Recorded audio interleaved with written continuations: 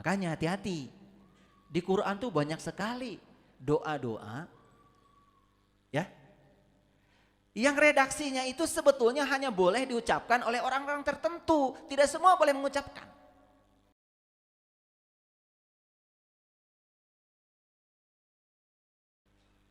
Nah, jadi orang yang berpikiran kuat, yang dibicarakan itu selalu ide, gagasan yang konstruktif, berbasis pada solusi. Orang yang berpikiran rata-rata senang membahas peristiwa. Pokoknya kalau udah cerita peristiwa, kejadian seneng banget. Walaupun tidak ada solusi. Nah, orang yang berpikiran lemah lebih parah lagi. Yang dibicarakan orang lain aja. Dan orang yang berpikiran lemah ini biasanya satu cirinya gampang menyesali keadaan. Yang kedua sulit sekali untuk memperbaiki diri. Karena dia pikir yang harus diperbaiki selalu orang lain. Kesalahan orang lain itu aduh sekecil apapun. Detil sekali kalau bicara. Tapi kesalahan dirinya tidak pernah tahu. Paham ya? Nah, orang yang berpikiran lemah nih, kalau selesai sholat, bukan mikirkan sholat saya ini berdampak enggak ke dalam kehidupan saya. Bukan. Yang dipikirkan orang lain yang enggak sholat.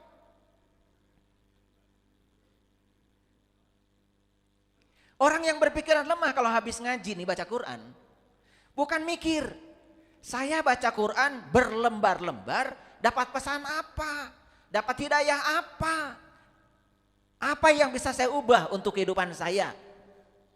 Kan surat Quran itu makanya oleh Allah lewat Nabi Muhammad diberi nama juga surat. Saya membaca dari semua kitab suci yang pakai surat itu cuma Quran.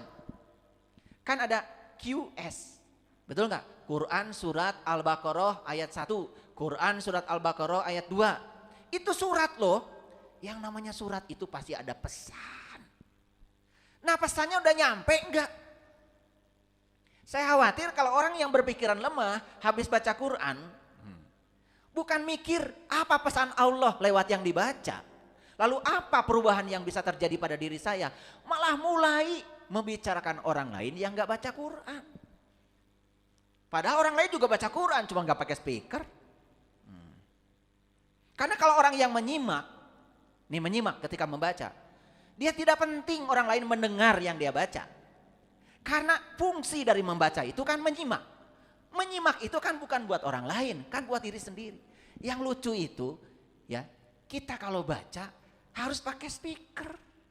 Sementara kita sendiri yang baca nggak ngerti, apalagi orang lain yang denger.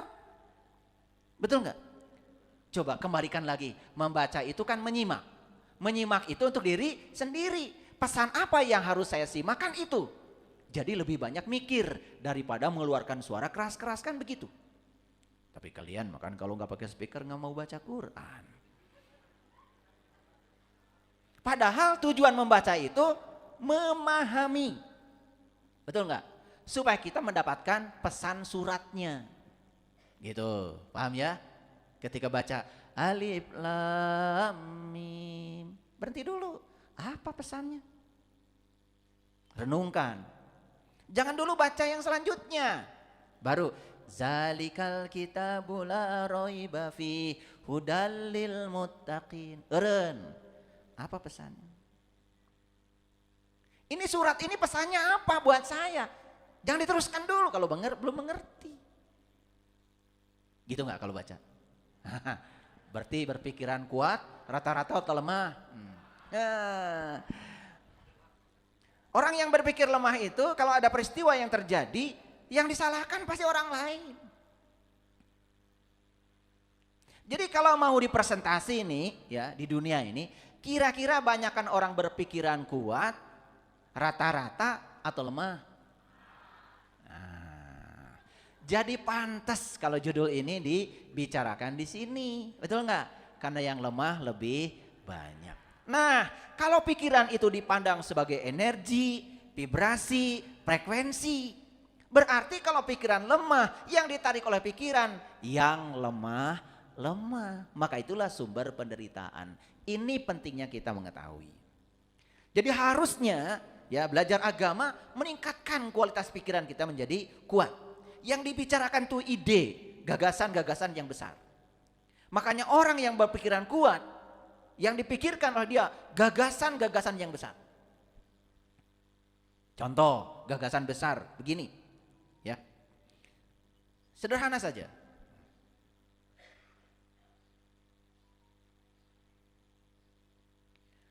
Semua agama kan mengajarkan kebaikan. Betul nggak? Tetapi ada persoalan, kenapa tidak semua orang yang tekun menjalankan agama kok tidak gemar melakukan kebaikan? Lalu dia berpikir, di mana nih masalahnya? Nah, gagasan besar yang dikeluarkan. Bangsa kita ini bangsa yang beragam. Beragam segalanya, beragam keyakinannya, beragam sukunya, beragam budayanya, beragam adat istiadatnya, beragam. Bahkan bahasa daerah di Indonesia ini konon katanya tidak kurang dari 715 bahasa. Tidak ada satu bangsa di dunia yang punya keragaman bahasa sebesar itu. Orang yang berpikiran kuat, pasti dia akan memikirkan bagaimana merawat persatuan dan kesatuan. Bagaimana merawat supaya tidak ada bentrok keyakinan. Bagaimana merawat supaya tidak ada bentrok kebudayaan. Bagaimana merawat supaya setiap orang bisa menerima keberagaman. Nah, orang-orang yang berpikiran kuat akan berpikir bagaimana merawat persatuan dan kesatuan. Kira-kira Bapak Ibu termasuk itu? Kalau ada selintas aja, saya ingin berkontribusi menjaga bangsa yang hebat ini, bangsa yang besar ini. Jangan sampai bangsa ini terpecah belah oleh isu-isu yang tidak penting. Nah, itu saja sudah masuk berpikiran kuat. Nah, jadi harusnya belajar spiritual, belajar agama itu membuat kita semua memiliki pikiran yang hebat, pikiran yang kuat. Oke, kalau gitu pakai ayat ya, biar ngerti. Dalam Quran surat Al-Fatir, ya surat Al-Fatir itu surat ke-35 ayat 37. A'udzubillahi minasyaitonirrajim, bismillahirrahmanirrahim. Wahum yastarikhuna fiha. Dan mereka berteriak di dalam neraka itu. Jadi mereka ini berteriaknya di mana? Di dalam neraka. Apa teriakannya? Rabbana akhrijna. Ya Tuhan kami, keluarkanlah kami. Dari mana? Dari neraka. Na'mal solihan ghairal ladzina kunna na'mal.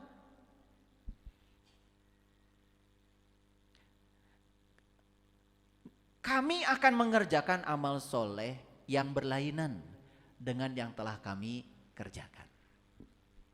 Kalimatnya bagus ya. Coba perhatikan. Nah, ini membaca namanya. Jadi nggak usah keras-keras ya. Yang penting ngerti. Bahkan menyimak itu yang bagus kan dalam hati. Coba kalian baca Quran keras-keras? Kan enggak. Sambil nyeruput kopi, diam aja. Tetapi semua informasi yang ada di Quran itu nyampe. Baru dikomunikasikan pada orang lain. Nah, yang suka keras-keras baca Quran biasanya yang sedang belajar membaca. Betul nggak? Ini baca koran.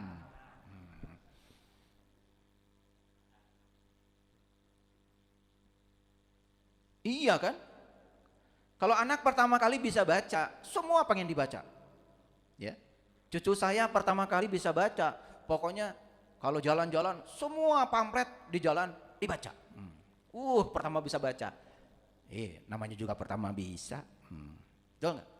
Tapi sekarang udah gede 9 tahun, gak ada suaranya kalau baca. Tetapi apa yang dia baca bisa dikomunikasikan. Keterampilan membacanya sudah meningkat. Masuk pada area menyimak. Nah, Bapak Ibu kalau baca Quran harus menyimak. Ini surat Al-Fatir ayat 37, pesannya apa? Yuk kita mulai berpikir ya. Rabbana akhrijna na'mal solihan ghairal ladzina kunna na'mal. Ya Tuhan kami, keluarkanlah kami dari apa? Kan dia teriaknya di neraka. Kira-kira siapa itu? Kira-kira siapa? Kita. Lu kali, gua kagak. Kalian tuh kalau celaka aja pengen bareng-bareng ya. Enak aja kita. Siapa?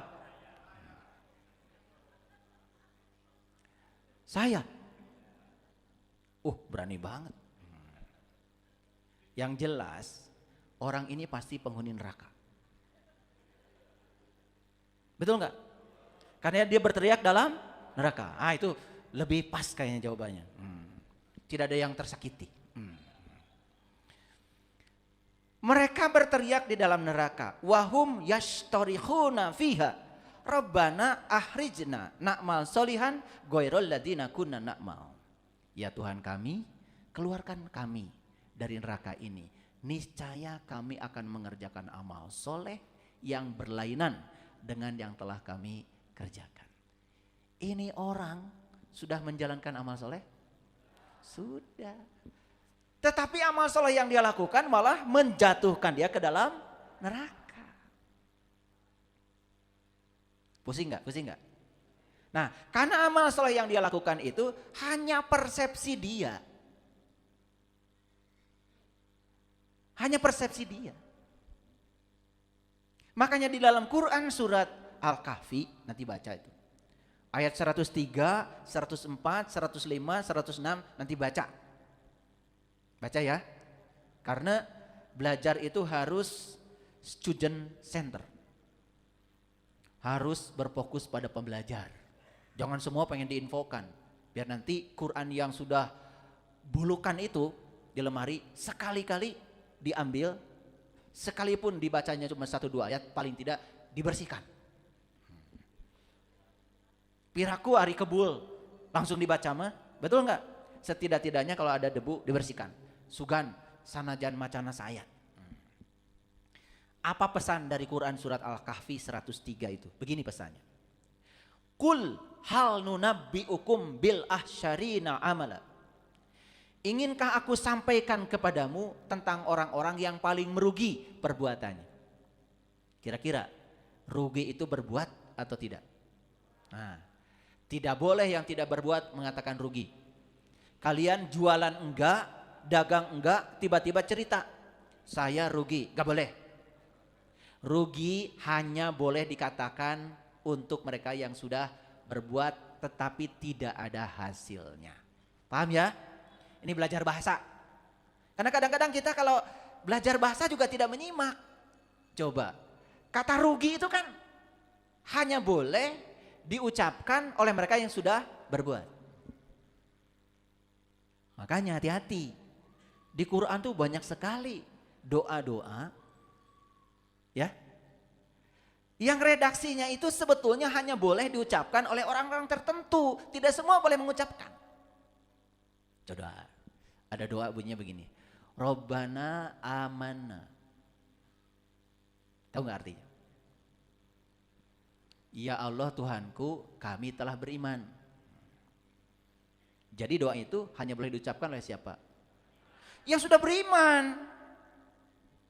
Yang baru ngaku-ngaku iman, enggak, harusnya sih kan kita asal Robbana, rasanya kita layak mengucapkan. Padahal Robbana amana. Ya Allah Tuhanku, kami telah beriman. Nah, iman pada apa? Bima anzalta. Pada apa yang telah engkau turunkan kepadaku. Kan harusnya nanya sebelum baca doa itu. Terus, memang Allah sudah nurunkan apa pada kamu? Sudah nurunkan apa? Enggak, Allah enggak nurunkan, enggak apa-apa. Tiba-tiba Robbana amana bima anzalta. Kan cak Allah teh. Emang saya sudah nurunkan apa sama kamu? Kan ya Allah Tuhanku, kami telah beriman terhadap apa yang kau telah turunkan kepadaku. Kan begitu. Jadi sebetulnya kalau kita baca redaksinya, ternyata tidak semua cocok. Tergantung kondisi kita. Apalagi Robbana amana bima anzalta. Wataba'na rasula. Jadikanlah aku pengikut para rasul. Faktubna ma'asyahidin. Jadikanlah aku orang-orang yang selalu menyaksikan. Menyaksikan apa? Tuh, menyaksikannya juga belum. Tapi baca doa itu. Makanya kan akhirnya karena kita tidak menyimak, asal Robbana kita ucapkan. Bahkan kita tidak mengerti yang kita sampaikan kepada Allah. Ada lagi doa begini. Robbana la tuzigh qulubana ba'da id hadaitana. Ya Allah, jangan engkau pesongkan lagi kolbu kami setelah kolbu ini dapat petunjuk. Kan ada pertanyaan, kapan kolbu dapat petunjuk? Seperti apa petunjuknya? Pernah nanya enggak? Nah itu, karena kita sibuk membaca, tidak menyimak, akibatnya apa? Asal meluncur aja kata-kata itu. Akibatnya gak nyambung. Chemistry-nya itu gak nyambung. Satu pertanyaan saya dari ayat ini. Jadi kalau begitu, ini ayat yang ini. Untuk orang yang sudah mengerjakan amal soleh atau yang belum. Sudah mengerjakan. Tapi malah justru amal solehnya itu membuat dia masuk ke dalam neraka. Kan teriaknya juga di neraka. Masuk akal? Oke. Saya lanjutkan dulu Al-Kahfi yang tadi. Kul hal nunabbi'ukum bil ahsyarina amala. Allazina dhalla sa'yuhum fil hayati dunya wa hum yahsabuna annahum yuhsinuna sunna. Siapa orang-orang yang merugi perbuatannya itu? Yaitu orang-orang yang menyangka kalau dia sudah berbuat sebaik-baiknya. Padahal apa yang dia lakukan sia-sia.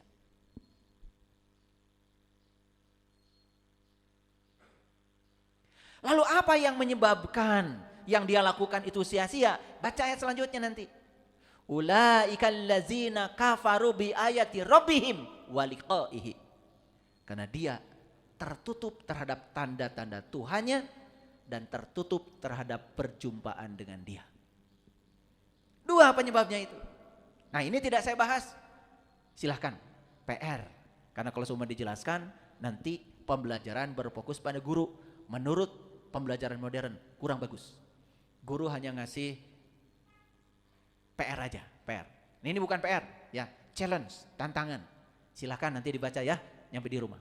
Kalau baca sampai pusing, itu bagus bacanya. Nah, kalau baca pusing, enggak, ngerti enggak, nah ada masalah. Ya, ada masalah. Makanya bacanya gak usah keras-keras. Yang penting pesannya nyampe apa tidak. Lanjut dulu. Nah, orang ini malah masuk neraka padahal sudah mengerjakan amal soleh. Lalu dia minta dikeluarkan dari neraka karena apa? Dia akan mengerjakan amal soleh yang berlainan dengan yang telah dia kerjakan. Nah, apa jawaban Allah? Nah, yang harus kita perhatikan jawaban Allah nih. Kan biasanya kalau kita minta dikeluarkan dari satu ruangan, harusnya yang punya kemampuan mengeluarkan, dikeluarkan aja kan gitu. Kita baca ayat ini. Allah mengatakan di ayat ini, ya, apakah kami tidak memanjangkan umurmu dalam masa yang cukup untuk berpikir bagi orang yang mau berpikir? Itu jawabannya. Padahal permintaannya minta dikeluarkan dari neraka karena dia ingin menjalankan amal soleh yang berlainan dengan yang telah dia kerjakan. Karena faktanya amal soleh yang dia kerjakan hanya membuat dia masuk ke dalam neraka. Dia ingin keluar dari situ dan berjanji, saya akan memperbaiki amal soleh saya. Gak seperti yang dulu lagi. Dulu saya mengerjakan amal soleh itu hanya persepsi saya, tanpa kesadaran. Nah, saya kasih contoh. Di Quran surat An-Nisa ayat 142, nanti baca lagi. Challenge lagi dari saya. 142, 143, 144, 145. Itu ayat menceritakan tentang orang munafik. Ternyata orang munafik itu Kata Quran, bukan kata saya. Orang yang suka menipu Allah. Innal munafiqina yukhadi'unallah wa huwa khadi'uhum. Jadi orang munafik itu yang suka menipu Allah katanya. Kata Quran. Kira-kira menipu itu seperti apa? Menipu itu seperti menghadap, padahal tidak. Nah, kalau istilah bahasa Inggrisnya itu banget yang harap ati mungkir. Nah itu. Mungkin kalau pakai bahasa ini lebih gampang ya mengartikannya. Ya. Nah, jadi muka menghadap tetapi hatinya tidak. Itu yang namanya menipu. Makanya tukang tipu itu selalu punya dua agenda. Berpura-pura baik padahal sebetulnya tidak baik. Kalau saya tanya, saya pernah nanya orang-orang, kamu suka menipu Allah enggak? Wih, amit-amit. Gitu. Tapi saya ubah pertanyaannya, kamu suka menghadap Allah enggak? Ya suka dong, kan saya suka sholat. Nah, pada saat wajah lahirmu menghadap Allah ke kiblat, jujur ya, hatimu di mana? Ya saya sedang mikirkan kerjaan. Nah itu kan sebetulnya yang disebut dengan muka menghadap, hatinya enggak. Itu masuk kategori menipu.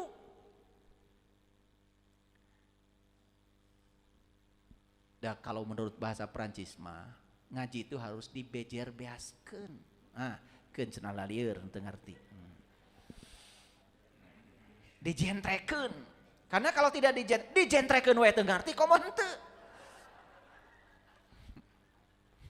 Paham ya? Lanjut dulu. Jadi kata Quran, sesungguhnya orang munafik itu yang suka menipu Allah. Innal munafiqina yukhadi'unallah wa huwa khadi'uhum. Dan dia akan mendapatkan akibat dari tipuannya itu. Karena setiap sebab itu pasti akan menimbulkan akibat. Nah, apa tipuannya? Ini kata Quran. Wa iza qamu ila shalah qamu kusala. Dia itu suka berdiri untuk sholat. Tetapi sebetulnya sholatnya itu malas, kusala. Yang kedua, dia suka berdiri untuk sholat. Tetapi yura'unan nas, hanya ingin dipandang baik aja oleh orang. Bahwa dia sudah sholat. Yang selanjutnya, wala yazkurunallaha illa qalila. Sepanjang sholatnya itu tidak ingat Allah kecuali sedikit. Nanti baca ya kalau nggak percaya sama saya. Quran surat An-Nisa. Ayat berapa? Berarti menyimak. Menyimak nih. Nah di ayat 145-nya nanti dibaca. Innal munafiqina fi darkil asfali minanar. Sesungguhnya orang munafik itu tempatnya di neraka yang paling dasar. Ini orang sudah sholat, tetapi sholatnya itu satu malas, dua riya, yang ketiga ingat Allahnya cuma sedikit. Kata Quran, dia itu menipu Allah. Pertanyaan saya, banyak gak orang yang sholatnya seperti ini? Banyak. Banyak gak orang yang sadar kalau sholatnya itu dalam tanda kutip belum masuk kategori sholat yang diinginkan oleh Allah? Kan banyak yang tidak sadar, betul gak? Kalau sudah sholat malah justru menyalahkan orang yang belum sholat. Ini pikiran lemah. Awas, nanti habis dari sini langsung dapat kesimpulan. Ternyata pikiran saya kuat. Wah hebat. Hebat. Ya kesimpulannya begitu. Ya. Nah kalau pikirannya sudah kuat, kuatkan lebih kuat lagi. Kalau pikirannya rata-rata, nih saya kasih tahu. Semua orang yang hidupnya rata-rata, nasibnya rata-rata. Dan ternyata untuk hidup yang luar biasa, ternyata kitanya juga harus luar biasa. Gak boleh rata-rata. Harus mengalami akselerasi. Di waktu yang singkat ini kita harus mengalami akselerasi. Harus mengalami proses percepatan. Gimana caranya? Ini harus diserahkan pada orang yang berpikiran kuat. Jadi kalau ingin dibilang pikirannya kuat, yuk sekarang berbasis pada solusi. Oh ternyata sholat saya malas. saya riak, bahkan saya selama sholat gak ingat sama Allah. Yang saya ingat malah yang selain Allah. Orang yang berpikiran kuat langsung jujur pada diri sendiri. Ternyata saya tidak tahu. Dan sekarang saya tahu. Kalau saya tidak tahu, saya harus segera cari tahu. Supaya saya jangan ada di dimensi ini. Jangan-jangan sesuai dengan ayat ini. Ayat ini mengatakan dia sudah mengerjakan amal soleh. Tapi amal solehnya malah memasukkan dia ke dalam neraka. Lalu dia berteriak dalam neraka, ya Allah Tuhanku, keluarkan aku dari sini. Aku ingin menjalankan amal soleh yang berlainan dengan yang pernah aku kerjakan. Tapi apa jawaban Allah? Ini jawaban Allah. Dan apakah kami tidak memanjangkan umurmu dalam masa yang cukup untuk berpikir bagi orang yang mau berpikir. Bukan dikeluarkan oleh Allah dari neraka, malah sama Allah dibalik-balikan. Saya, kata Allah, kami, kata Allah, sudah memanjangkan umurmu yang cukup. Kamu sudah diberi umur yang cukup, 60 tahun, 70 tahun. Kenapa kamu tidak berpikir? Nah, mungkin kita sudah berpikir, tapi pikirannya lemah. Yang dipikirkan malah orang lain aja, bukan memikirkan diri sendiri. Terus terang ya, saya sebetulnya tidak bercita-cita jadi penceramah. Apalagi tadi di perkenalan saya dipanggil Pak Ustadz. Waduh, Ustadz itu kan bajunya juga gak kayak gini. Harus pakai. Ya, saya bukan ya, maaf ya, saya bukan. Ustadz itu sebutan dalam bahasa Arab guru. Ya, kalau saya ada yang manggil ayah guru juga bukan keinginan saya. Ya ada orang yang mungkin menganggap saya ini bisa menyadarkan dia, lalu dia panggil saya itu. Saya itu sebetulnya mau pakai nama Saiful Karim aja berat. Karena aslinya saya itu gak ada namanya. Gak ada namanya saya. Pokoknya saya itu begitu datang ke alam dunia, bungkelekan kayak gini, buligir, tuh pakai baju-baju acan, boro-boro aya ngaranan. Itu aja. Jadi saya tuh tidak sebetulnya maunya hidup saya ini pakai nama pun enggak. Karena saya khawatir kalau saya nulis Saiful Karim dikiranya itu saya. Khawatir. Padahal itu tulisan Saiful Karim. Kan barangnya ini. Barangnya ini. Bukan tulisan, bukan SJAIFul, bukan. Saya juga khawatir. Orang-orang yang melihat lafaz Allah, saya khawatir mereka menyangka itu Allah. Padahal itu cuman tulisan Allah.